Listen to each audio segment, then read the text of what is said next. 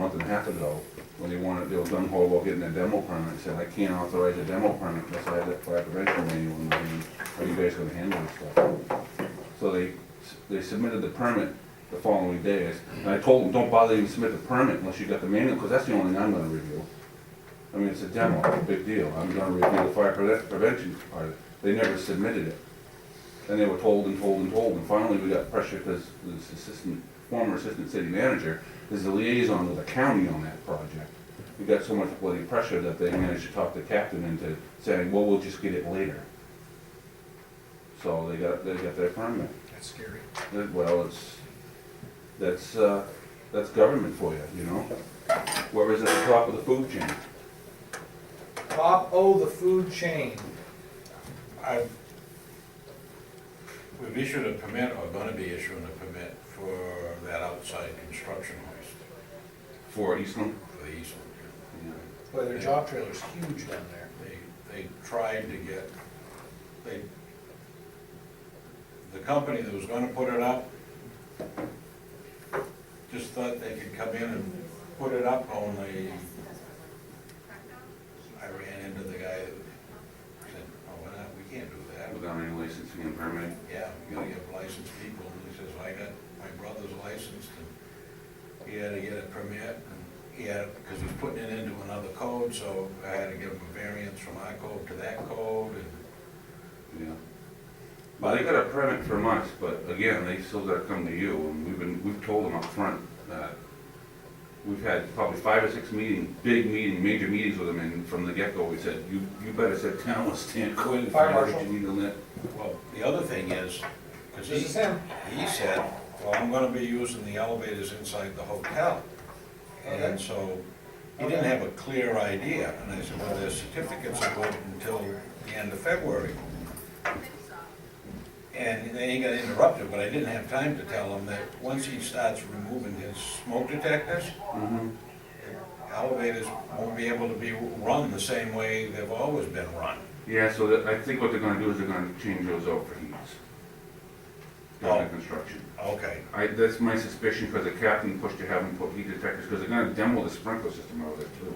They're leaving the automatic standpipe and fire pump in operation. okay. But the sprinklers on the floors are gonna get demoed. They're demoing everything right out. Right, he said, because when I saw him, the super for the job says we're not moving ahead because we haven't got a permit for demo because we still got tenants in here. And he says, Yeah, I "Well, think the tenants finally were out earlier this week, finally.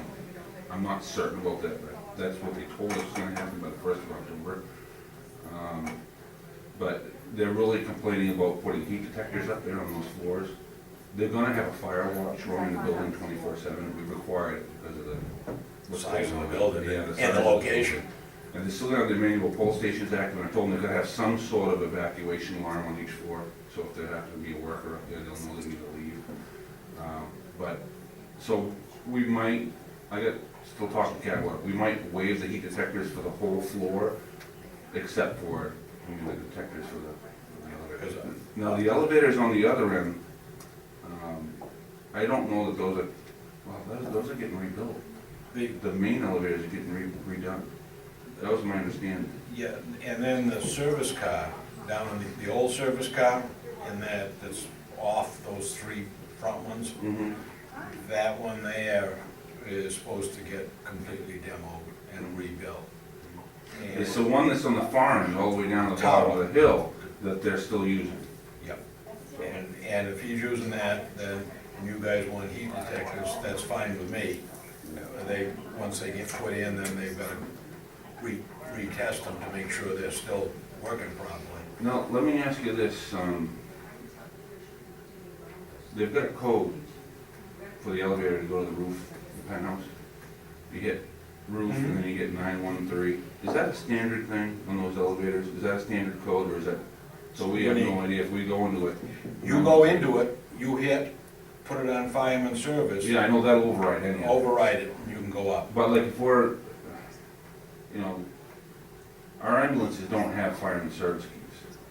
So if they have a contractor up on the roof, or on level 12, Yeah, that's gonna be, because we don't require the elevator keys in the Knox boxes, because our fire trucks all have them. you know what you can do is tell them you want that code removed, because it's under construction. The only reason you had that code in there was to keep the tenants from going up on the roof. you know. So the elevator company can go in there and remove that program. But I think they probably also use, IDC, who's a general contractor. I think they're gonna fight that because they've got so many subs in there, and there are certain subs that are authorized to be in certain sections of the building in order to keep the subs from going where they're not supposed to be. Well, then, Because they actually, as a part of the fire prevention plan, they have a log in, log out. Every sub is issued a radio on the premises. They're allowed to be in certain places. They're not allowed to be just roaming throughout the building, so. Because they have to have an accounting for every person in that building while it's under construction. the other thing you can do, if you want to, is require them to have the fire service key right at that elevator. So that when your med queue comes in, they can turn it. They can take the key out of the little thing and turn it. Yeah. Because I met the guy, whenever you're ready, just Yeah. yell at us and We'll wait for Pete to come back anyway. Oh. Yeah. So I have no problem you having them have that key right What do we at, do with it? Hang it on a hook? hanging on the hook and, or give some keys to make you. Because then you got it, or have them, because if they're supposed to not be there, I mean, people are gonna be going up on the roof with that thing, and something tells me that code is gonna be like keys for elevators in high schools. And it's a funny thing, because you gotta wait for the elevator doors to close before you enter the key, the combo. It's, I've only seen one other building where they had that.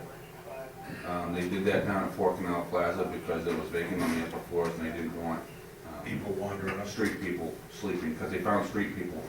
I mean, they literally had to go around and secure all the windows, because they go through and try to jimmy the windows and get in there and go to sleep in the building. I got a question about elevator shaft venting, which I know we had a discussion about that like a month and a half ago on the phone. I got a call yesterday from the architect on my way to Dover Foxcroft, and Yeah. he said, you got any requirements? And they said, yes, venting shall meet local building code. So, But the problem is MUBEC, right. they completely eliminated the whole chapter on elevators. And I haven't read the chapter, but my thought is that they just said, well, there's the elevator board that controls elevators. So Exactly. we're But the eliminating. problem is the elevator board doesn't control, Right, my code kicks it back to That's local building code, so I told the architect, I says, because he said, well, the local people said it was you, so I said, okay. because it's the only way we got to go Yeah. by. I said, call the fire marshal. I said, if there is no van in there, we're not gonna say anything. I said, but if there is a van and it doesn't look right, we're gonna question it, so he was gonna call up it. I think there's a 4-story or higher question, if I remember right from the building. I said, how tall is this? Trying to get him, he said, 3 floors, and there's overnight occupancy. So I said, you better check with the fire marshal, see if they want it, because And he said he was gonna do that, but I don't think they're gonna tell him anything. I mean, the best thing that's gonna happen maybe is to get old Rich McCarthy, and Rich says, well, we'll look at the code and see if we need to make an amendment, but I mean, this building code is such a joke. I mean, they didn't adopt half the chapters in it, and the ones they did adopt, now they've got a huge bloody conflict that they're trying to iron out between NFPA and ICC. because when they came up with MUBEC, it was there, and what they did is they said, well, we have, you know, the fuel board, we have the elevator board, we Yeah, have. so they just plumbing eliminated board. all of those chapters and deferred to them, but those guys are all enforcing installation standards. Right. There's no, I mean, it's the building code that tells you what features you need, not the installation standard. It's- Yeah, because I just attended a meeting, and the lady was going over the IBC as it relates to elevators, Yeah, and the use of elevators as a means of egress, and all that. I mean, she's talking where the code is written for high-rise buildings, but you gotta have it separated, you gotta have it There's tons of that stuff that defer back to the building code and the Right, fire. my code always kicks it back per local plumbing code, per local building It's code. like the type 1 hoods, if you don't need a suppression system for a kitchen. Well, my code doesn't really deal with it unless you're getting into industrial ovens. The building code always dealt with it, so we've always had it in Portland because we had a building code before the state forced us to go to their code. Well, Now the you got, bloody architects convinced the state to wipe out that whole chapter that gets you to the mechanical code. And instead they adopted an ASHRAE, which is nothing but an air quality standard. Has nothing to do with kitchen hood venting. So there's no standard anymore for it. It's very, very short-sighted. I mean, and on top of that, what they did, they're trying to correlate, but these two codes were never meant to be correlated. It was always meant to be the more restrictive. That's always the way it's been applied. So they're trying to change all of this stuff, and it doesn't make any sense. If they really wanted the codes correlated, they should have adopted the NFPA building code, because it is correlated. ICC will never be correlated with NFPA, because they can't get along. yeah, They tried 10 years ago. They can't get along. they spent years trying to get. All the other consensus organizations could get along, and they created ICC, but NFPA couldn't. They got into lawsuits and everything else about proprietary information. It took A17-1, which is the elevator code for US, and B44, which is the Canadian code, probably 10 years to harmonize themselves, and it's still not totally harmonized. There's an awful lot of paragraphs if you're enforcing NBCC, which is the National Building Code of Canada, then you do this. If not, then you don't do this, but That doesn't make any sense if they just went with the ANSI standard and like an FPA does. An FPA says you'll install it with a standard, except that you will do, and it's in this code, it's not in the elevator code. Anyways, Sorry, he's back. You got it all straightened out there? that was actually my school, my kid's school.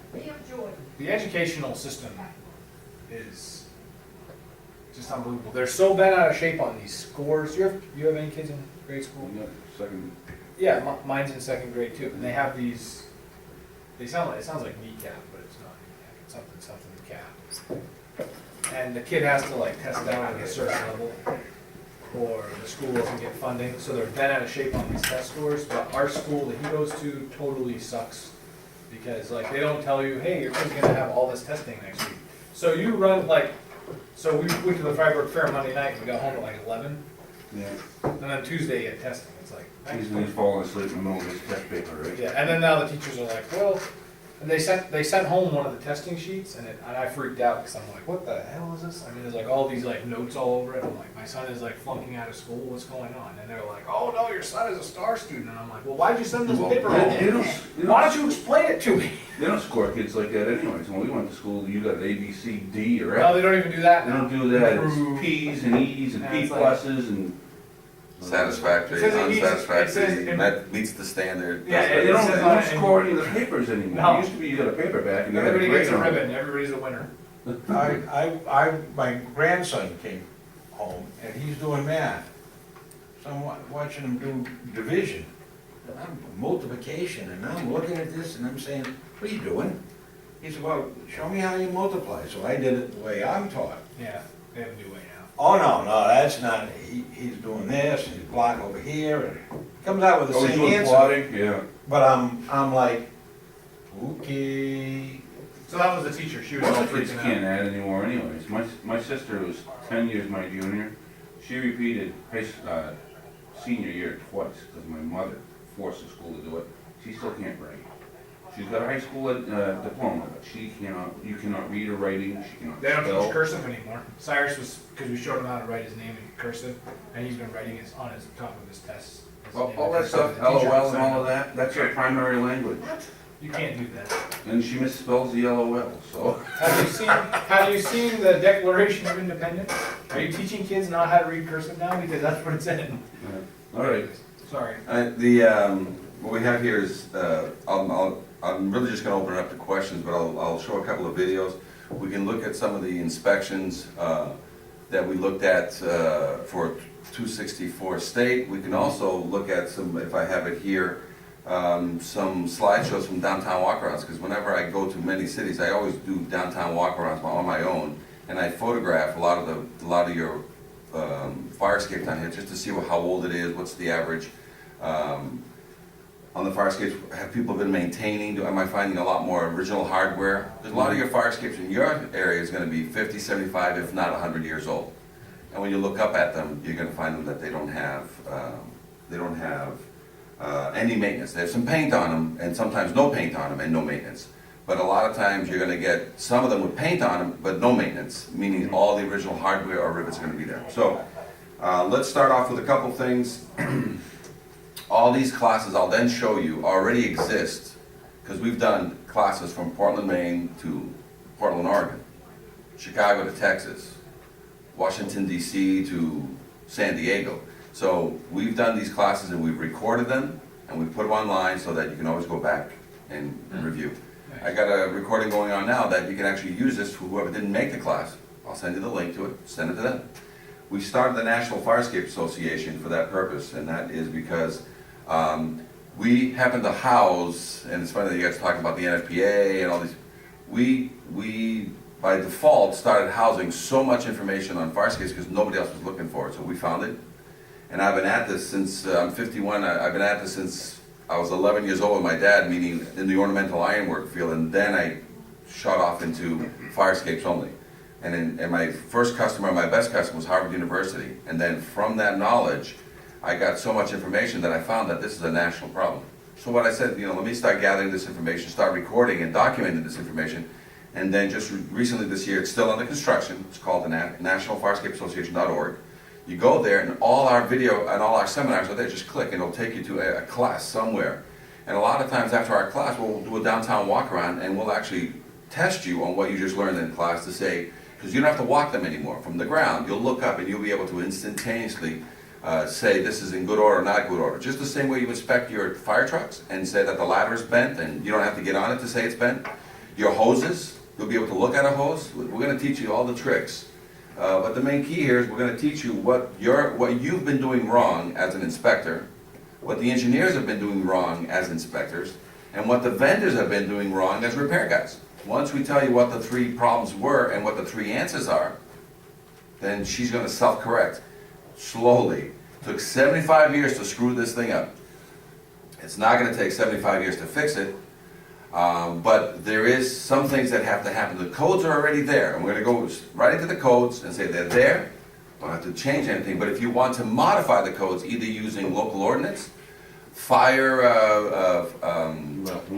rules and regs on that level, which I'll tell you what states have done that, or the next change that occurs, get in there and just add some additional verbiage to the already existing code, which is what Portland, Oregon did. So in 2012 of this year, January 15th, our standard, not our standard, but our communication to them and what they should be done, they actually put that language into the code. So we'll give you Portland, Oregon's language, so that you can either make it as an ordinance or make it as a fire, you guys have a terminology when you change in your own city some the fire code? But Yeah, just and the code talk about rules and then it talks about regulations. and then we'll go into, the next time there is a code, a state code change, you're gonna walk in there and jam this little piece that basically describes more of what's already in there. And so that way it'd be kind of funny that Portland, Oregon and Portland, Maine, basically, because I have one state down, 49 to go, so now we can do 2 states down and 48 to go, and we'll sort of sandwich the country between the two Portlands and get it done.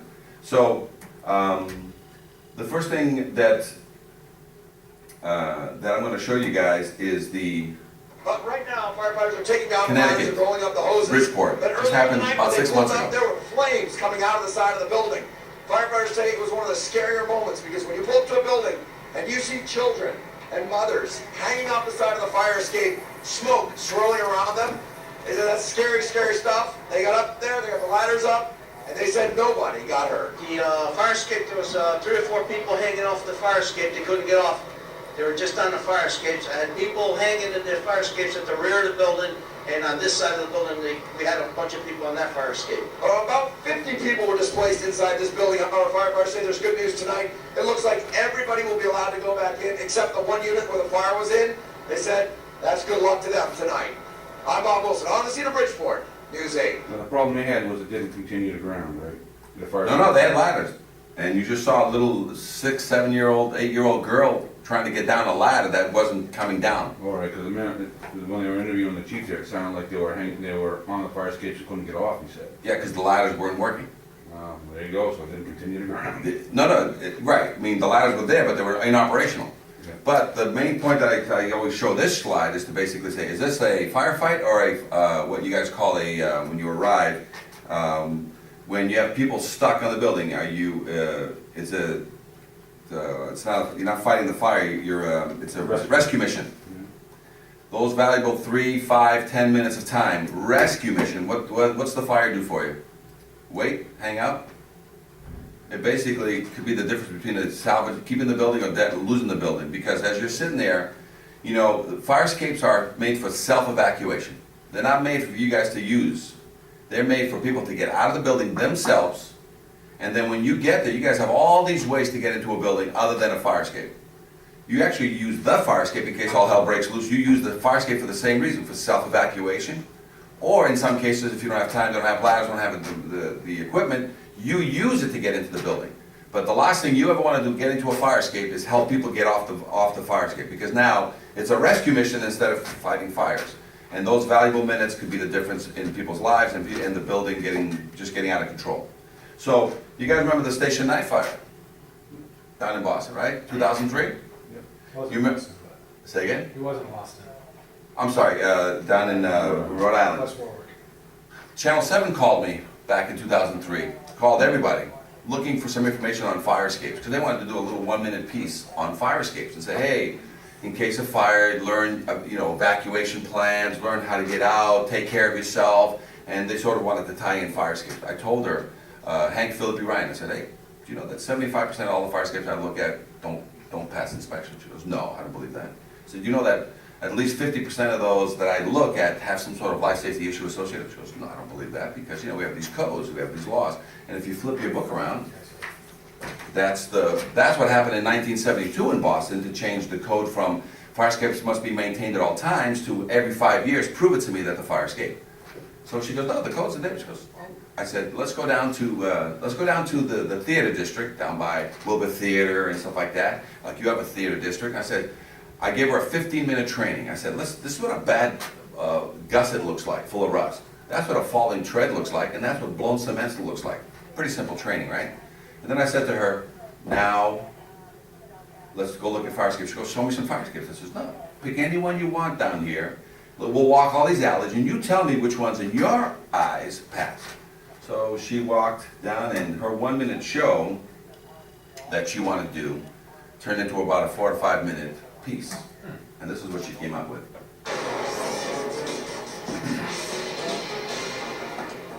The smoke, the flames, and the frightened faces, all in a firefighter's line of duty. But Chief William Hitchcock remembers the night it wasn't the fire that almost stopped him, Oh, I was scared to death. but the fire escape that broke underneath him. When the railing just came away from the building. And our investigation found across Massachusetts more unsafe fire escapes, rusty, deteriorating, crumbling, broken. And what state officials didn't know, the system they set up to keep fire escapes safe is also falling apart. The potential ramifications are disastrous. So let's look at this one. This expert ironworker is licensed to build, maintain, and inspect fire escapes. So then over here, for months, we examined dozens of them with alarming results. Looking at this today, would this pass inspection? No. In dormitories, at theaters, at homes, and apartment buildings. Rust is actually eating away the metal of the fire escape. Right. And the bottom line? It'll get weak and then eventually it'll fall. This one has rotted connections. This one missing bolts, twisted metal. Would the stairs come down? No, it's never come down. This one, a broken tread. So how dangerous is it for the people inside this building? This fire escape is definitely going to put somebody either in the hospital or it's going to put somebody in a cemetery. Fire escapes are so critical. The state building code requires they be certified for structural adequacy and safety every 5 years. But our investigation found that safeguard is simply being ignored. Here's proof. We chose fire escapes at random in Boston, Somerville, Cambridge, Worcester, and here in Quincy. We checked building department files. But there's no fire escape certification. to see if building owners had submitted their mandatory inspection reports. There's no certification in this one either. Bottom line, not one we checked in Quincy had been certified as safe. And the Director of Inspectional Services admitted because of staffing shortages, the city has no idea how many other fire escape owners are breaking the rules. And as a result, do you know how many fire escapes in your city are safe or not? Well, I don't know. In Worcester, not one we checked was certified. In Somerville, No. 4 more fire escapes, To the fourth with cracks? Yeah. not one up-to-date certification. And again, no system for keeping track. How can they get away with that?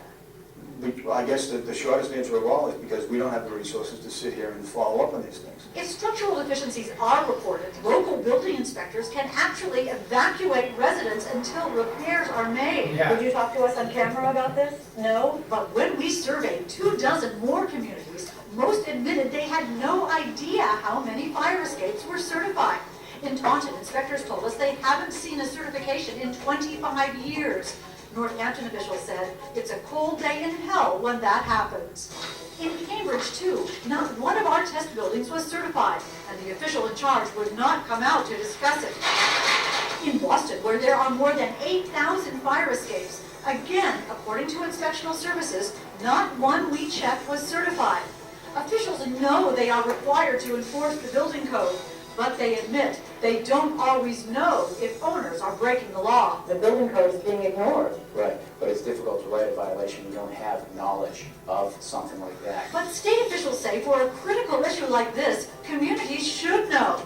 And they warn, the Massachusetts building code is not optional. Does it worry you that these fire escapes are not being certified? This is an important issue and should not be ignored.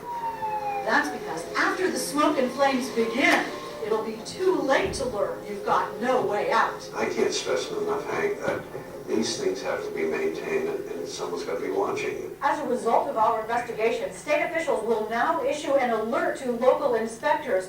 Meanwhile, if there's a fire escape on your home or office, you can contact your local building department to make sure it's properly certified. In the newsroom, I'm Hank Philippi-Wright. Channel 13 News. So that, that sent some shockwaves through there, and it was in 2003, almost 10 years ago, that they did this. So since 10 years ago, we've been doing seminars nationwide, using this story to basically say, this is just not a Boston problem. Same problem in Seattle. Same problem in Beaumont, Texas. Same problem in Chicago. Same problem here. The issue has been that you guys, there's been several things happening, and it usually involves a catastrophe or a death of some kind, and then everybody comes back and yells at you for not doing your job. At least for the next 3 or 4 days, and then it blows out of the media and it's back Yeah, to back to normal. business as normal. So that's, you know, she died, she survived by landing, look at all the pieces flying, and the fireman with one hand saved himself. And from the 4th floor, he held on.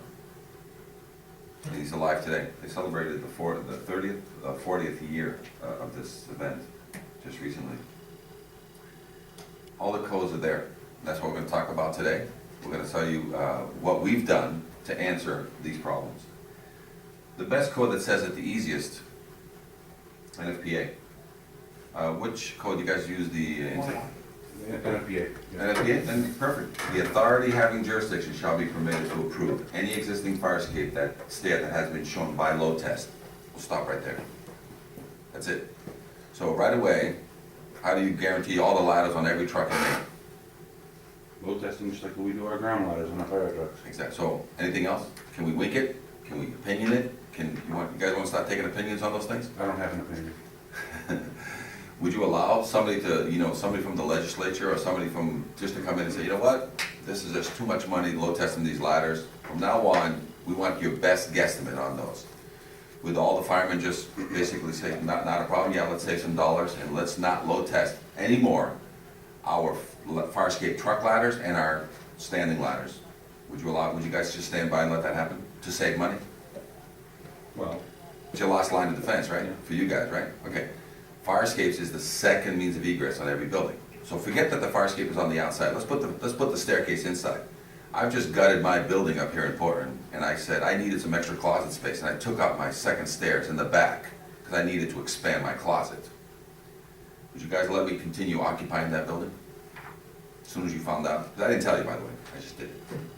But you walked in doing one of your little alarm inspections or whatever, smoke detector inspection, I said, okay, I need to walk out the back door, says, I took it away, I'm needed, I only come in the front.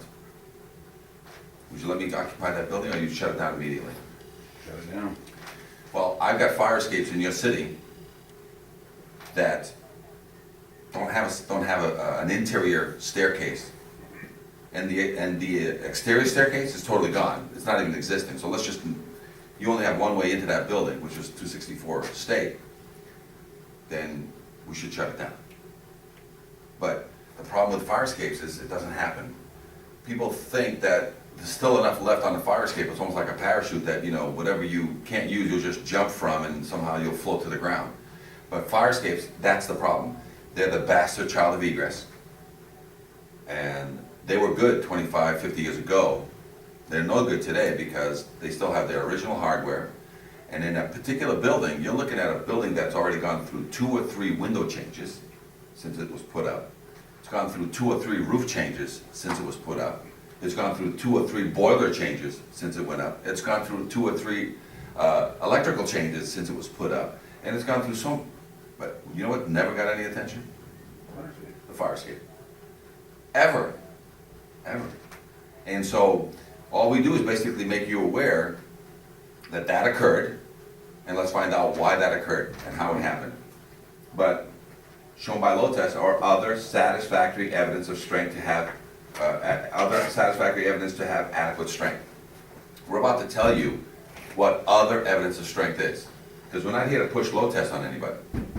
Load test is actually a situation where you're moving a lot of bags around, a lot of water around, a lot of cabling around, whatever it may be, and we think we have enough to give you the word guarantee using other evidence of strength, which is in the refurb. But we also teach you that if somebody spot repairs any fire escape, you're always going to go back to load test, because they leave behind one rivet, one bolt that's 50, 75, or 100 years old. There's not even a question. It's going to get load tested. You eliminate those rivets, bolts, and connections into the wall, and you prove to me other evidence of strength that is equal to or greater than a load test, then there is no load test. And that's all I'm going to talk about today. These 3 codes, they work with each other. Your International Fire Code says testing and certification. Any fire escape system found to be in a state of deterioration or unsafe shall be repaired immediately. Depending upon structural condition, a load test shall be conducted. Isn't that what it says here? Load test? Depending on structural condition. Isn't that other evidence of strength? So if I don't give you other evidence of strength, which is depending on the structural condition, what will you automatically order? What's the first word in your mouth every day? Load test. So I will work, I'll go beyond the necessary to get you away from the load test. So I have to really shine when it comes to providing you with other evidence of strength. The International Building Code says, testing and certification, all exterior fire escape systems shall be examined. That's a confidence test. That's a cursory walkthrough. Tested, which means spot repaired and then load tested, or certified for structural adequacy and safety, which means fully refurbished in lieu of a load test. Now, what's the advantage of a load test and full refurbishment? I'll refurbish a fire escape today for you. And then 5 years from now, when you order me another load test, I'm going to try my damnedest to give you other evidence of strength, which saying, hey, we just changed those bolts 5 years ago, man. I don't think we should do a load test. The average lifespan of a fully refurbished fire escape before you really start looking at load testing again is 20 years, 20 to 25 years. Because we're going to constantly keep giving you other evidence of strength. Can you override us and say, I don't care, I want a load test? In 15 years, I'm kind of, I want to see a load test on this thing. The building is old, it's kind of leaning a little bit. Give me a load test. Yeah, I can't do anything. Because you're right, in all 3 codes you have the right. You know what I'm saying? And the word satisfactory evidence really comes back to you. If you are not satisfied, so I can look at one building for you in town and you order a load test, but I can order another one for you and you say, I'm satisfied. And there is no load test. and you're both in the right, because the law gives you that. Okay? So let's talk about, and open it up to questioning what we've done and how I call it, and I started briefly speaking about it today. What's the perfect storm of stupidity that occurred out there?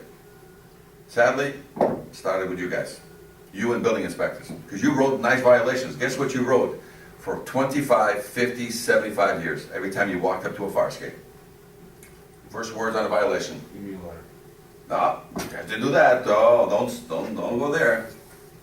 You walk up to a fire escape and it's all rusty. What's the first thing you tell the people to do? Scrape and paint it. Right? You never tell them go get There was an it. inspector before me. Huh? There was an inspector before me. But everybody before you was basically, you walk up and say, man, get this thing scraped and painted. So the owner gets this violation that says scrape and paint, and you noticed a bolt or a tread that didn't look so hot, or some rust in one connection. And you wrote that in there too. You said, scrape and paint your fire escape and fix that tread. The owner got the violation in the mail or handed to him. The owner gets it and says, let me get some numbers for this. Calls Jack the painter. Jack, I got a 5-story, full of staircase fire escape with a cantilever at the bottom, you know, how much? The guy comes down and says, man, this is a big monster here. Guy in his head, you know, kind of $1,000 a floor, $5,000, I'll paint this thing for you. I goes, oh, can you write that up? Give me your thing, because this guy wrote me a violation. That never bothered me before, but this guy's busting my cannolis now. Sure, here's a price, $5,000. He says, great. But he says, hey, but when I was up there and I was looking, there's a couple of treads loose. He goes, oh, okay, I know. You know, you should call my other friend Bob, the ironworker guy down the street. So he calls Bob, the ironworker down the street, says, hey, I got a violation, and it says fix a tread. How much for you to fix that tread? And this guy goes, oh, let me go look at it and see if there's anything else besides that one. So he walks the fire escape, does an impromptu inspection. Because he's looking for work, right? Isn't that an impromptu inspection? He goes, oh. Comes back down and says, hey, dude, it's not just that one tread. It's got rust all over the thing, and it's got rust in some of and the cement is pulling out of the walls. Guy goes, oh, okay, well, thanks. How much to fix that? Well, I can do all the floors. I can fix them. And he goes, because I got Jack the painter, he's got to paint the thing. He goes, oh, no, I can paint it too. I can fix it and I can paint it. Okay, 5 floors with a cantilever, how much? Oh, it's going to be about 20 grand. Guy goes, oh, okay. Can you give me a proposal? So he now has 3 pieces of paper in front of him. He has your violation, and it says specifically, scrape and paint, fix the tread. So, you think he's going to call an engineer? Because you already told him. See, he thinks you're the inspector, and you've already told him what to do. He's going to tell you exactly. He's going to do exactly what you said in that violation. So you're part of the reason why this thing went down for the past 75 years. Because the inspectors would write a standard maintenance document that says scrape and paint your fire escape, which is standard maintenance. And so he's going to use that. Then he's got Bob for 5 grand to paint it. And he's Jack. He says, hey Jack, you said 5 grand to scrape and paint the fire escape. Jack, can you put a couple of bolts in that loose tread? He goes, yeah, I can do that. Give me the job, I'll do that. The guy that was going to do the right job was Bob for 20 grand. Because that's really who you wanted to get this job done.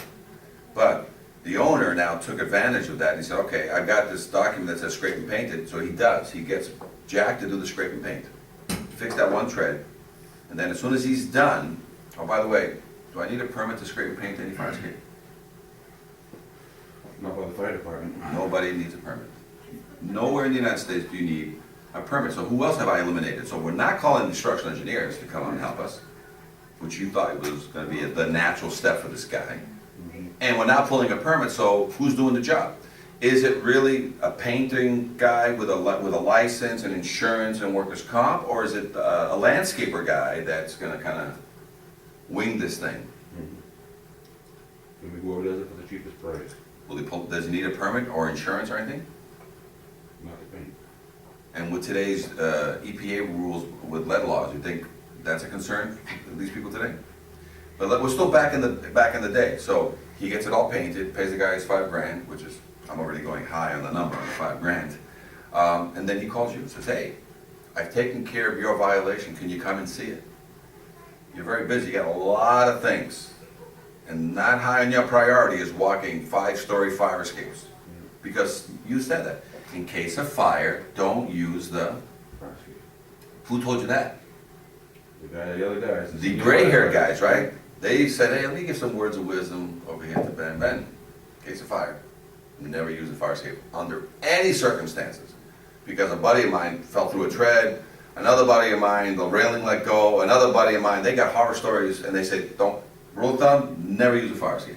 So now, here you just wrote a violation, you told the guy scrape the paint, fix the tread, and he goes, do you want to walk it? What do you say? No, most likely, quite frankly, the understaffing, we're gonna say, send us a digital photo of what you've done. Send us the digital photo, or you'll drive by, roll down your window, look up and confirm what? That it got painted, right? Did you get a document from a source from an engineer saying that it's structurally sound and has been kept painted? Well, No. back then, they may not, now we require them to do a special inspection report. Okay, we'll get there. Which was that letter, that We'll get there. dreaded letter. We'll get there in a second, because that's an opinion letter. We're gonna try to eliminate opinion letters, because we have some answers for all the people that have made mistakes. So the engineer didn't get involved anymore. You just eliminated the building department from collecting a few bucks on that $5,000 permit, to make a few bucks to pay, you know, for another secretary over there, but, and a visual, meaning he was supposed to do a walkthrough and verify that the work got done. But it's the bastard child of egress, who cares about it, right? Let it rain, let it snow, who cares, right? So, then all of a sudden, you do a drive-by, you look up, it is painted, they did a paint job on it. They painted over everything, and you look for that tread that you saw originally, and it's back up, there's a couple of fresh bolts in it. What do? You go back and you release the violation. That has been done for 75 years. So let's fix every one of those problems, because it's a national problem, you're just not here. So we came in and we said, okay, step number one, the code already helps you, the code already says this. So we have to change code, or is it already giving you the power? It's already- Your first thing you're gonna do, you're never gonna write a scrape and paint violation ever again. You're gonna write repair, paint, test. Every violation, I don't care how bad it looks or how great it looks, you know, even if it's pristine, you always walk up, hey, you have a certificate for your fire escape? No, what's that? Oh, let me write you a violation. Repair, paint, test. Dude, this thing's only 10 years old. Okay, repair it, paint it, test it. Because you're gonna get a phone call when they get that violation in the mail. And what are they gonna ask you? What's wrong with it? What's wrong with it? You said, I don't know. That's not my job. You're supposed to get Certification. an engineer to go look at it. That's gonna take care of whether or not you even need to repair it.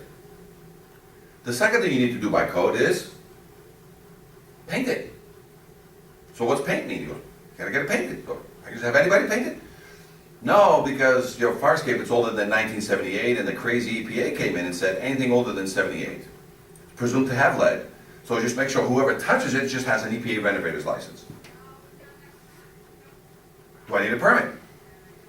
Not the paint. No, not to paint, but make sure that the guy that's gonna be painting it has his EPA renovator's license, which most guys get on a weekend in that 8-hour course. And then just make sure that they're not gonna contaminate the site and get lead. That's pretty simple, okay? What's the word test mean?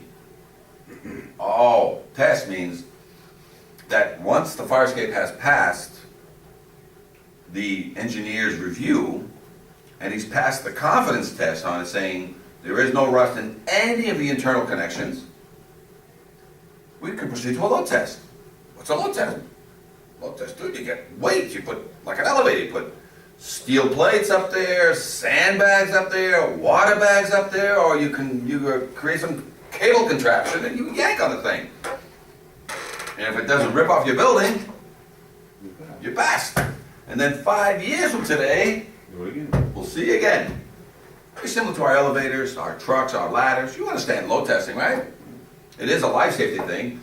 Not made for you and your, you know, because we wanted to pass a national law that said all landlords from now on must collect their rent checks through the fire escapes. And all tenants basically tape their rent check to the outside of their window and call their landlord or their manager and come say, hey, come and get your check. I see you didn't get the last two. They're still taped to the outside of my window. Come up the fire escape, because they can't get it any other way. You think we'd have any fire escape problems today? But that law is not, it's gonna be a hard road to follow. But we have these guys we have these fire escapes there that are made for the tenants, and we need some guarantees. We have fire escape ladders on trucks, and we have ladders on, you guys ever gonna let me borrow your ladders? Not usually. So, and you're testing them for me, or then you're testing them for you? Testing for- We're testing these fire escapes just for the tenants and just for the firemen. That's all we're testing them for. We don't care about the landlord. He's never gonna use it. So, and you're supposed to have 2 certified means of egress. How do you make this so that it's idiot-proof? First thing you do is you have a list. You have a checklist to open up a building, don't you? Does that include the sprinkler system has been certified? Yeah. Can you have right below that list, even if it's handwritten in for now, can you just start handwriting in fire escape certificate on file? Yeah, we've been doing that for a while now. Okay, and if it's just a checkbox, now, will you ever forget it if it's part of a checklist? Just add it to your Or an checklist. actual checklist rather than a mental checklist? No, not a mental checklist, because you'll forget about it. It's the bastard child of egress, 75 years that nobody knows even exists. It's like looking for homeless people, you know, if you don't look for them, you'll never see them, but they exist in every 4 corners.